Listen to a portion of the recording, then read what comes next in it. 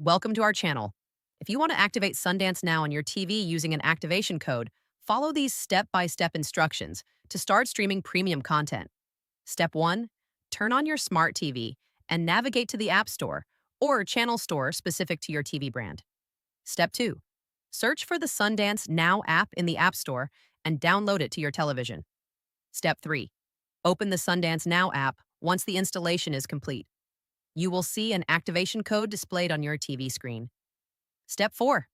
Using a computer or mobile device, open a web browser and visit the Sundance Now activation website at sundancenow.com/activate or the URL shown on your TV.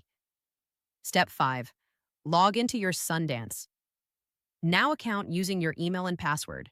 If you don't have an account, create one first. Step 6. Enter the activation code exactly as displayed on your TV screen into the provided field on the website. Step 7. Click Submit or Activate to link your TV device to your Sundance Now account. Wait for the confirmation message. Step 8.